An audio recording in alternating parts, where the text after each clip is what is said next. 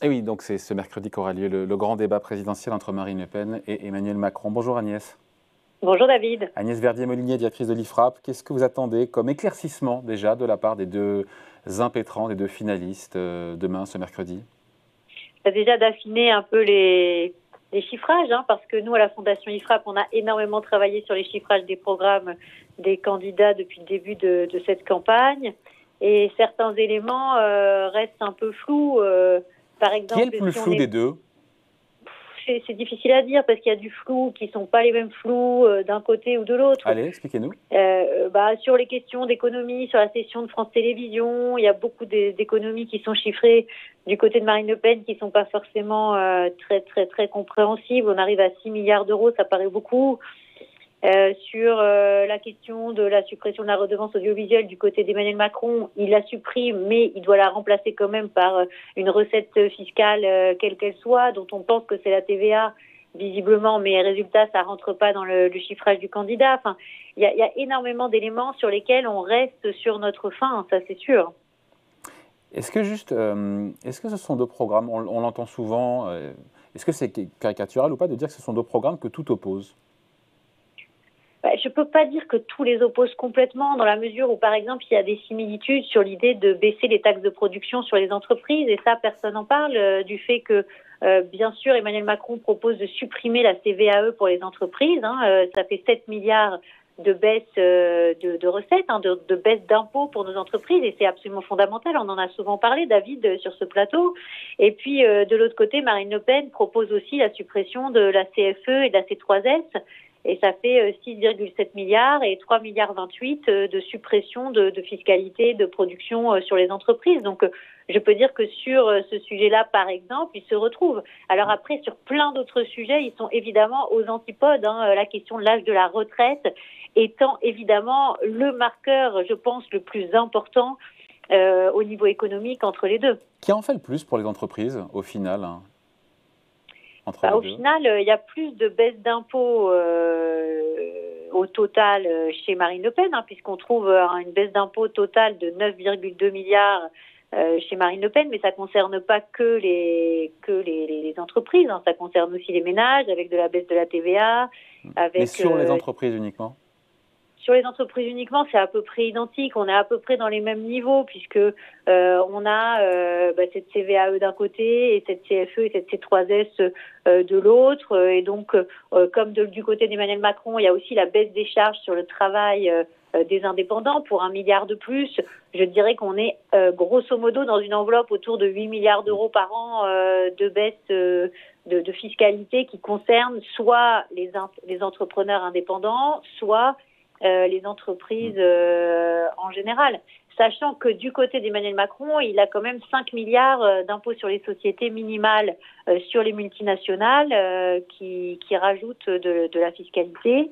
Et qu'il y a aussi la question de la baisse des niches fiscales et sociales du côté d'Emmanuel Macron pour 15 milliards d'euros par an, qui ne sont pas tellement documentés.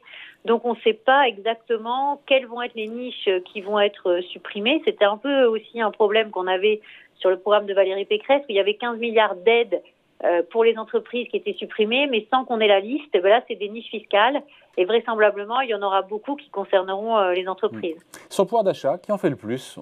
Il semblerait qu'il y ait plus de mesures chez Marine Le Pen. Alors chez Marine Le Pen, il y a bien sûr cette question de TVA à 5,5 sur les carburants et l'énergie, à condition que ce soit possible. Ça fait 12 milliards de baisse. Sur la question évidemment de l'impôt sur le revenu pour les moins de 30 ans, ça fait 3,6 milliards de coûts. Mais nous, à la Fondation IFRAP, on n'est pas du tout certain que ce soit véritablement constitutionnel, même si on a vu ces dernières années beaucoup de choses passées qui ne nous semblaient pas constitutionnelles, mais il y a quand même deux mesures phares des précédents présidents qui ont été retoquées. On se souvient, c'est la suppression de la taxe d'habitation que pour 80% des Français qui a été retoquée pour que ce soit applicable à tout le monde, ce qui n'est pas encore tout à fait le cas, mais qui va l'être. Et puis la taxe à 75% de François Hollande, on s'en souvient aussi, qui avait été très largement retoquée. Donc là aussi, il faut voir ce qui se passerait si jamais c'était appliqué. Il y a la part fiscale dès le deuxième enfant, ça fait 3 milliards de baisse d'impôts aussi sur le revenu. Il y a le retour de la demi-part fiscale pour les veuves et les veufs. Donc, ça fait quand même pas mal de choses. Et puis, là, il y a une réduction de TICFE.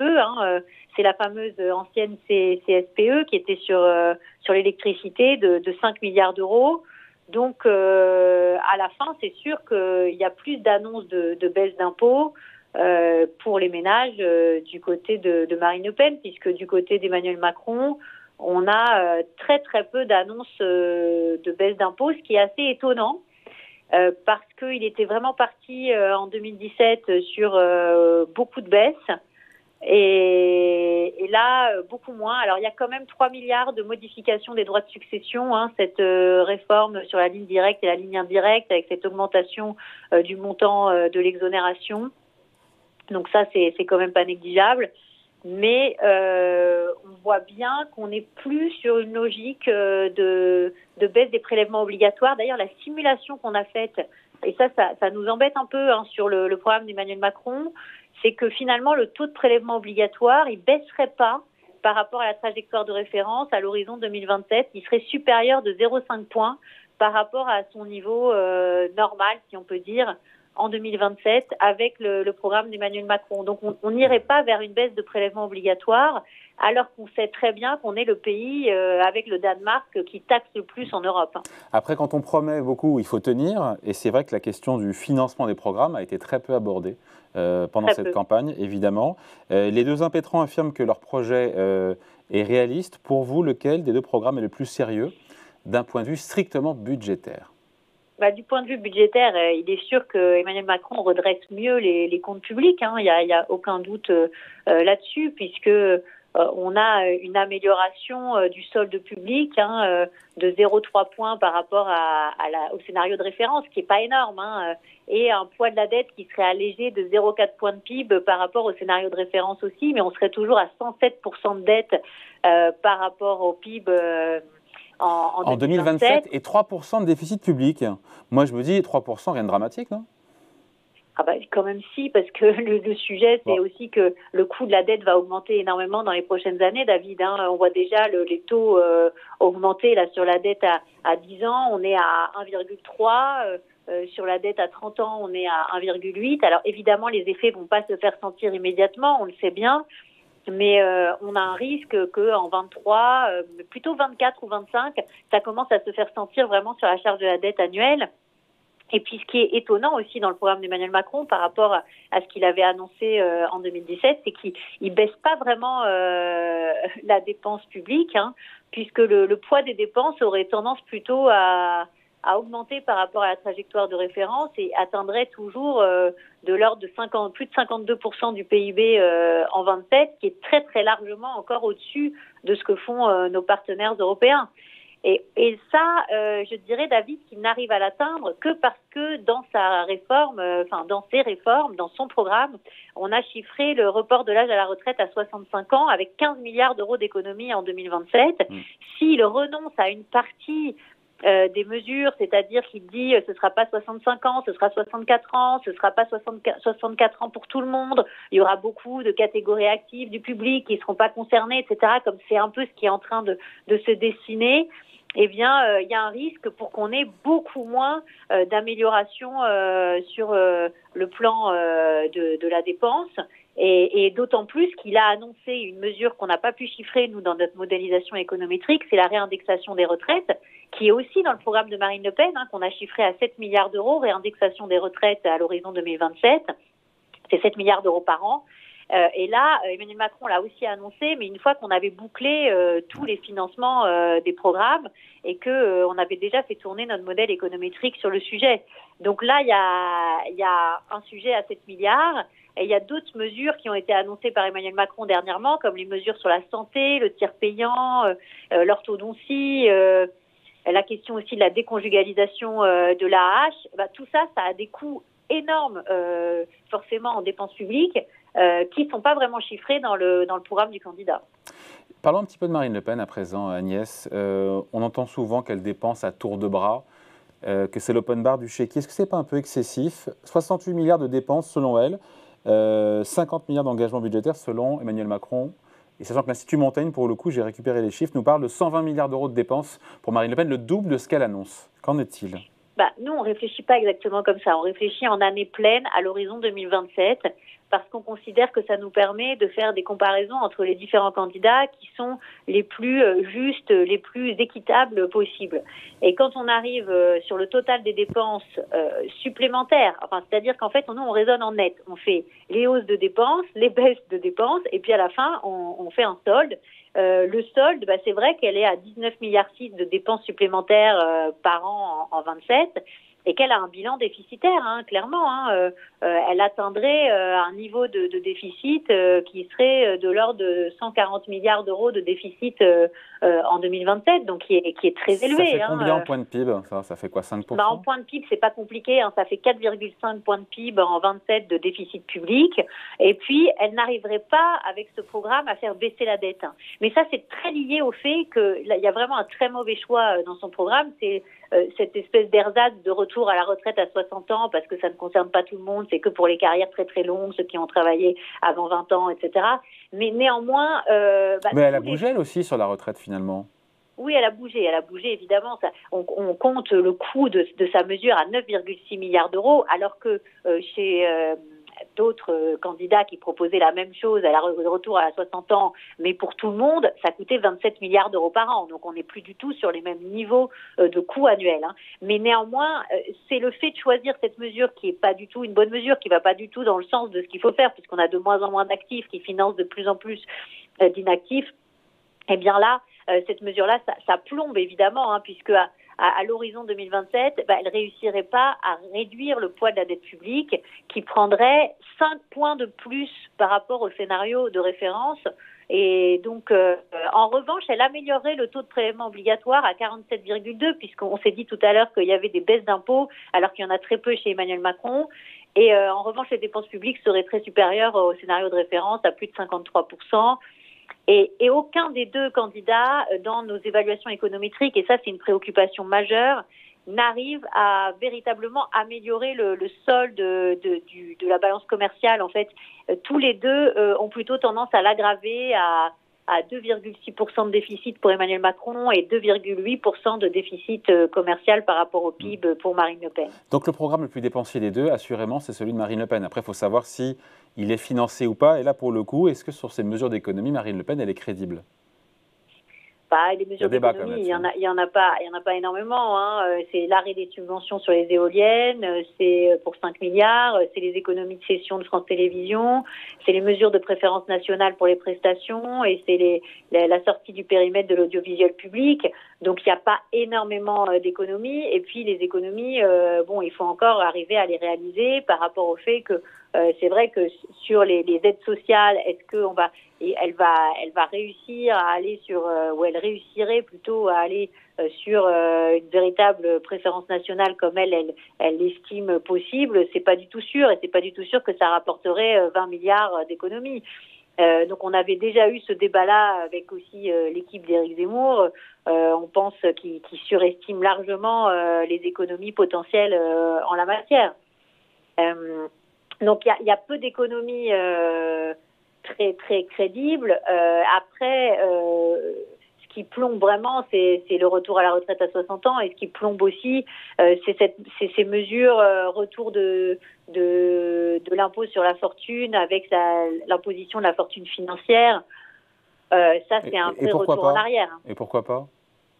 Parce que en réalité, il faudrait carrément supprimer tout à fait l'impôt sur la fortune immobilière. On le sait très bien, il y a quasiment que la France qui fonctionne encore avec ce genre d'impôt, et sachant qu'on est déjà hyper imposé sur le capital, qu'on est hyper imposé sur les successions, et qu'il y a encore des familles d'entrepreneurs de France qui partent de France parce que il y a des impositions des successions, il y a des familles qui vendent leur immobilier parce que il y a l'IFI aujourd'hui qui fait qu'on a le foncier le plus imposé de tous les pays comparables, avec une augmentation ces dernières années qui est complètement incroyable. Et après on dit plus personne ne veut faire du locatif, etc. Mais il faut pas non plus se poser trop de questions. Pourquoi?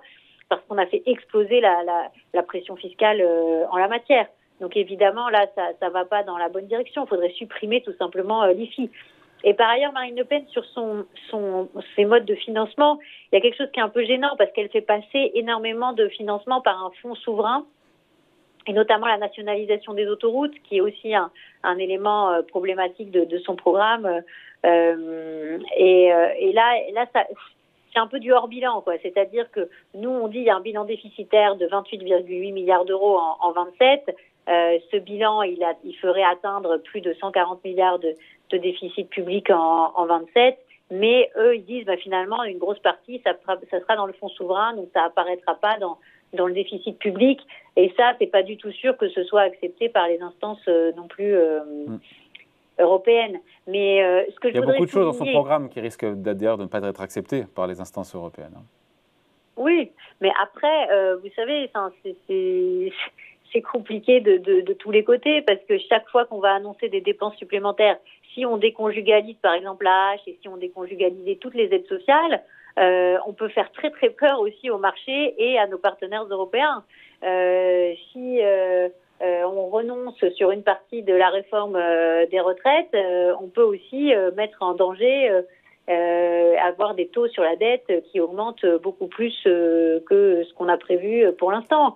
Donc, ce qui pourrait d'ailleurs expliquer, ce qui pourrait pousser ou remettre en difficulté Marine Le Pen, si elle était élue, à appliquer son programme, si tout d'un coup la France n'était plus financée, en tout cas à des taux d'intérêt qui seraient beaucoup plus élevés. Parce que la BCE aujourd'hui n'est plus là pour acheter la dette de la France. Non, mais quel que soit le candidat qui réussit à se faire élire, en réalité, on a des taux qui vont augmenter et on va être chahuté. Parce qu'on a des besoins de financement au-delà des promesses de campagne qui dépassent les 300 milliards annuels pour l'ensemble des administrations publiques. Et vu que les taux sont en train de monter déjà avant même que la BCE ait arrêté de racheter des titres publics et avant même qu'elle ait remonté ses taux directeurs, je pense que quel que soit le gouvernement au pouvoir, il va falloir annoncer un plan d'économie beaucoup plus important que tout ce qui existe pour l'instant dans les programmes. Hein. Sinon, on va avoir un vrai sujet de crédibilité. Hein. Si on doit résumer un petit peu là, ce qu'on s'est dit là depuis 20 minutes, Agnès, comment on qualifie chacun des deux projets, s'il fallait le qualifier avec un ou deux mots comme ça, ou épithète? Je dirais que celui d'Emmanuel Macron ne va pas assez loin et ne donne pas les clés. Il n'y a aucun programme qui va assez loin pour vous. Hein. Non, mais si vous voulez, le sujet, c'est est-ce qu'on va continuer dans le quoi qu'il en coûte ou pas avec Emmanuel Macron, et pour l'instant, on n'a pas vraiment la réponse à cette question. Parce que ces derniers jours, il y a eu tellement d'annonces supplémentaires de dépenses que ça fait penser qu'en réalité, tout ça n'est pas très équilibré et très financé. Et du côté de Marine Le Pen, on passe à côté, on a un programme qui passe complètement à côté du sujet finalement de l'équilibre du financement du modèle social entre les générations avec cette question de retraite. Et du fait qu'on est complètement, en dehors du problème de la dépense, l'énorme dépense publique que nous avons, parce que en annonçant de créer énormément de postes publics, de revaloriser énormément les personnels publics, donc en faisant exploser la masse salariale, on continue à s'endetter pour des dépenses de fonctionnement. Finalement, il y a une prise de conscience d'une certaine manière qu'il faut continuer à baisser les impôts, mais il n'y a pas la prise de conscience en face qu'il faut baisser la dépense. Donc ce n'est pas tenable sur le long terme. Donc ça veut dire des impôts pour demain après-demain ou laisser filer les déficits et la dette. Voilà, mais cela dit, l'équipe d'Emmanuel Macron ne peut pas tellement dire c'est terrible de faire filer la dette et les déficits, puisque c'est ce qu'ils ont fait pendant les dernières années avec plus de 600 milliards de dettes, 690 milliards de dettes supplémentaires sur le quinquennat. Donc, il manque aussi du côté d'Emmanuel Macron une mesure de frein à l'endettement constitutionnel. Moi, je ne comprends pas pourquoi il ne va pas vers cette proposition, parce que ça irait complètement avec l'idée de rassurer aussi nos partenaires européens et de rassurer les marchés. Il ne va pas vers l'idée d'un modèle social vraiment complètement ancré dans le travail, avec l'idée de faire baisser les aides s'il y a des refus de poste. L'idée du RSA avec 15 heures de travail en face, c'est pas du tout au niveau de ce qui se passe dans les pays du nord de l'Europe qui ont rééquilibré leurs comptes publics. Et le principe, c'est qu'on gagne de l'argent quand on travaille. Et si on ne peut pas travailler pour des raisons X et Y qui sont hyper graves, à ce moment-là, il faut vraiment que ce soit clairement un pacte entre la société et ceux qui ne travaillent pas pour dire, bah oui, mais c'est juste le temps où vous ne pouvez pas travailler, mais ensuite, il y a un retour au travail qui est très important pour l'équilibre de notre financement public, la rentrée des cotisations, la rentrée des impôts. Donc, toute la mutation du modèle social, toute la décentralisation, toute l'obligation d'équilibrer les comptes et de ne pas s'endetter pour fonctionner, moi, je ne le vois pas encore dans le programme du président candidat. Et ça peut faire craindre de ne pas donner à la France la crédibilité nécessaire parce que on voit que ces dernières années, on a tellement montré qu'on savait dépenser, mais tellement pas montré qu'on savait économiser, baisser l'impôt, créer de la richesse dans le privé et rééquilibrer notre déficit commercial. Donc si on veut réindustrialiser, il va falloir aller beaucoup plus loin. Allez, merci beaucoup. Explication et point de vue signé Agnès Verdier-Molinier, directrice de Merci, l'IFRAP. David. Merci Agnès. Salut.